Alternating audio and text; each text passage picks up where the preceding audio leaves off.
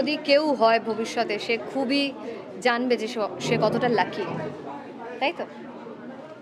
সে বুঝুক, আমার কোনো আপত্তি নেই। সে বুঝুক সে কত লাকি। সামনে আমার কিন্তু ছবি রিলিজ সে আছে, ছবি একসাথে আছে, সাবধানে।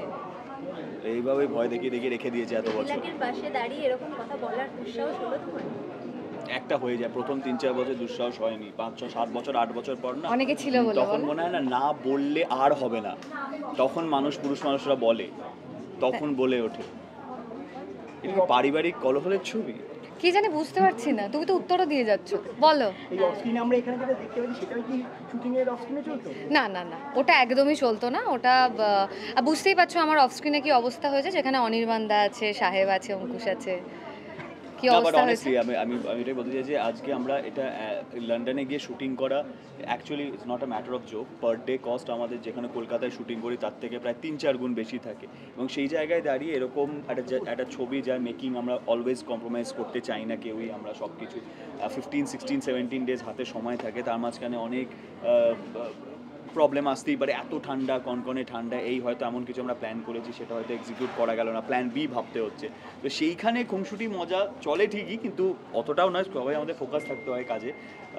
আর চন্দ্রবিন্দু সত্যি বলছি, আমার যেটা অঞ্জরা বললো যে স্ক্রিপ্টটা পড়ার পর আমাদের এতটাই ভালো লেগেছিলো যে আমরা সবসময় চেয়েছিলাম যে ফুল কোঅপারেট করবো প্রোডাকশন হাউসকে, যেখানে সব পুরো প্রোডাকশন হাউস এত টিম নিয়ে লন্ডনে গিয়ে শ্যুট করেছে, অ্যাটলিস্ট যাতে ছবিটা আমরা ভালো করে এক্সিকিউট করতে পারি। তো আমাদের পুরো মন ওদিকেই ছিল সব। বারবার যেটা বলছিল যে এটা একটা ইমোশনাল জার্নি, একটা যে প্রিয় মানুষ যারা চলে যায় তারা যদি সত্যি ফিরে আসে কেমন হয়, মানে সেটা নিয়ে কি বলবে? না, অবশ্যই আমরা সবসময় এখনও, ফর এক্সাম্পল আমার ঠাকুমা মারা গেছে, আমার ঠাকুমার ছবি বাড়িতে থাকে, সবসময় প্রণাম করে কিছু বলে আমি বাড়ি থেকে বেরোই। ও সারাক্ষণ দেখি ওর বাবার ছবিতে কিছু না কিছু কথা বলে, ওর বাবাকে কিছু বলে বেরোয়, কোনো ভালো কাজে বেরোলে বা কিছু।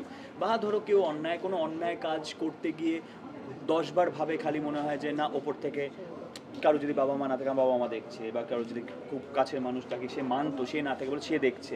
তো এটা না অদ্ভুত একটা সাবকনশিয়াস মাইন্ডে আমরা সবাই বিলিভ করি যে যারা আমাদের ছেড়ে চলে গেছে তারা কোথাও না কোথাও থেকে দেখছে। এবার যদি সেটা রিয়েল হয়ে যায় তো কী হবে? সত্যি যদি আমরা সেটা হয়, এটা মানে সায়েন্টিফিক্যালি যদি সেটা প্রুভ হয় যে হ্যাঁ ইট ইজ ট্রু, সত্যি মৃত্যুর পরে একটা জীবন থাকে, সেখান থেকে আমাদের সবাই দেখছে, ফিল করছে, তাহলে কি হবে? That is all about Chandrabindu. তোমাকেও সে এক কথা এক প্রশ্ন করবো, তোমার কিরকম ফিলিং? না, আমার ফিলিংসটা একটু অন্যরকম, কারণ যেহেতু আমার বাবার ব্যাপারটা ভীষণভাবে আমাকে নিয়ে জড়িয়ে আর কি। মানে আমি ছোটোবেলা থেকে মানে যা করেছি, যা শিখেছি, আজকে 5 স্টারে খাওয়া বলো, আজকে মানে কোনো মাল্টিপ্লেক্সে ফিল্ম দেখা বলো, সে সমস্ত কিন্তু প্রথম হাত ধরে আমার বাবার সাথেই আমার করা। তো এইটা আমার কাছে খুব বড় একটা জিনিস। আমিও শুটিং করতে করতে একটা জিনিস রিয়েলাইজ করতাম যে যদি সত্যি, মানে যখন তুলিকাদি শান্তিদা বসে আছেন, যখন সাহেব আমাদের পাশে বসে আছে ভূত সেজে প্রপার, তখন না সত্যি বসে বসে আমি সাহেবকে অনেকবার বলেছি যে আচ্ছা তুমি বলো না একটু যে মানে সত্যি এরকম হয় না যে আমাদের পাশ থেকে দেখছে বা কিছু। তখন সাহেবও বলতো যে জানি তোর মন খারাপ করে, বাট হ্যাঁ রে বাবু, এটা অ্যাকচুয়ালি তুই ফিল করবি যখন কোনো মনে হবে যে বিপদ বা কিছু, তখন তুই দেখবি যে কোথাও না কোথাও বিপদ থেকে বেরিয়ে যাচ্ছিস। আর সেটা মানে অ্যাবসলিউটলি আমাদের নিজেদের মানুষদের জন্যই হয়। এবং আমি অঙ্কুশকেও সবসময় দেখি যে ও ভীষণ ওর ঠাম্মার ক্লোজ। তো যখনই কোনো ভালো কাজে যায় বা কিছু, ও আর কিছু ভুলে, মানে গাড়ির চাবিটাও এরকম হয়েছে অনেকবার ভুলে গেছে, আবার ওপরে ওকে উঠতে হয়েছে, কিন্তু ঠাম্মার ছবি নিয়ে যেতে। আমি আগেও বলেছি, হয়তো অনেকেই জানি, সেটা হচ্ছে আমার অঙ্কুশ হাজরা মোশন পিকচার্সের যে লোগোটা, অয়ের মাঝখানে যে একটা প্রতিচ্ছবি আছে একজন মহিলার, একজন, ওটা আমার ঠাকুমা। সো আমার ওইটাও আমার ঠাকুমাকে ইয়ে করে করা আর কি। সব মিলিয়ে দর্শকদের কি বলবে?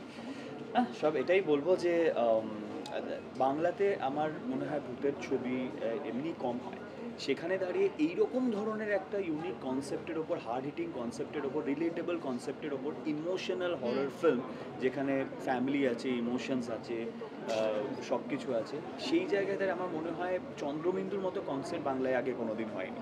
তো আমি একটাই সুযোগ চাইবো অডিয়েন্স যাতে আমাদের সেই সুযোগটা দেয়, চন্দ্রবিন্দু থিয়েটারে গিয়ে দেখে, খারাপ লাগুক ভালো লাগুক যেটাই লাগুক, কিন্তু সেটা যেন ছবিটাকে দেখে আমাদের ফিডব্যাক। একদমই তাই, কারণ 23শে মে রিলিজ ছবিটা। আমরা যেমন জানি কিছু কিছু হিন্দি ছবি, সাউথের ছবি আমরা জানি খুব একটা ভালো লাগবে না, কিন্তু তাও আমরা পয়সা খরচা করে হলে যাই, গিয়ে তারপরে বিচার করি।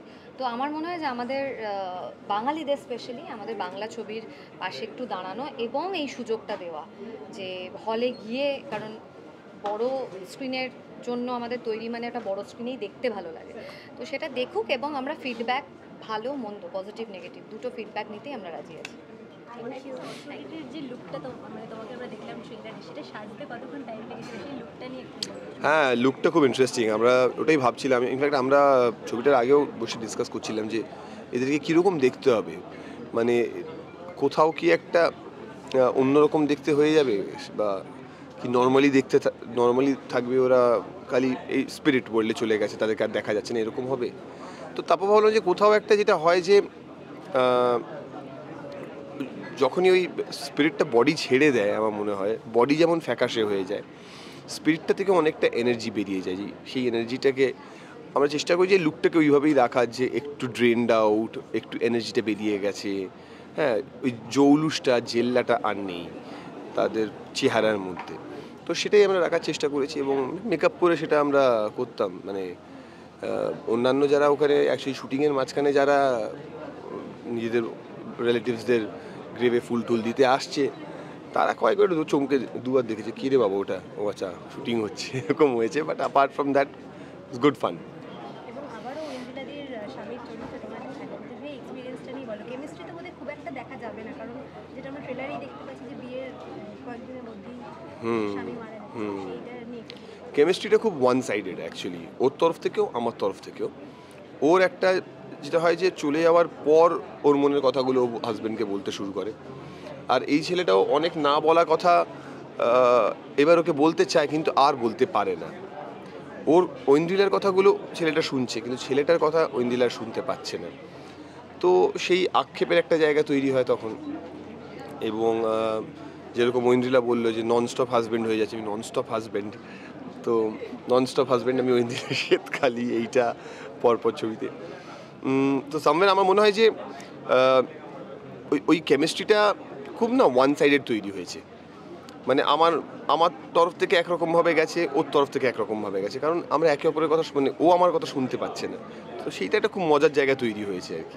ইনফ্যাক্ট সবথেকে ভালো মনে হয়েছে আমার, যেটা বলা খুব দরকার, ও আমার কথা শুনতে পাচ্ছে না, কিন্তু শান্তিদা এবং তুলিকাদি এরা দুজন তো আমাকে দেখতে পাচ্ছে। এইবার ভূতেদের মধ্যে ঝামেলা লেগে যায়, যে কী ব্যাপার, আপনার ছেলেকে সামলান। হ্যাঁ, আমার সবই মারা গেছে, আমার বউ হয়। হ্যাঁ, আমার বউয়ের সঙ্গে দাঁড়িয়ে গল্প করছে ঘন্টার পর ঘন্টায়, আর কী হচ্ছে? বলে কিসের বউ ভাই, তুমি তো মারা গেছো, তুমি তো আর নেই, তুমি তো সিনে নেই, তুমি এত জেলাস হচ্ছ কেন? যখন ছিলে তখন কি করছিলে? তো ভূতেদের মধ্যে ঝগড়া লেগে যায়, এটা একটা খুব মজার পার্ট। তো আমাদের দেখো একটা খুব কী বল সেন্সিটিভ একটা গল্প, কিন্তু সেটা খুব গুরু গম্ভীর প্রচণ্ড দুঃখের একটা ছবি এটা কিন্তু নয়। ফার্স্টেই বলি, মানে ট্রেলারটা দেখে হয়তো মনে হতে পারে অনেকের খুব গুরু গম্ভীর দুঃখের ছবি নয়, কিন্তু এটা খুব সেন্সিটিভ মেসেজ, এটা খুব ওয়ার্ম মেসেজ, মজার ছলেই কিন্তু দেওয়া আছে। তো সেইটা is I think the USP of the film. তুমি কি নিজের লাইফ আফটার ডেতে বিশ্বাস করো?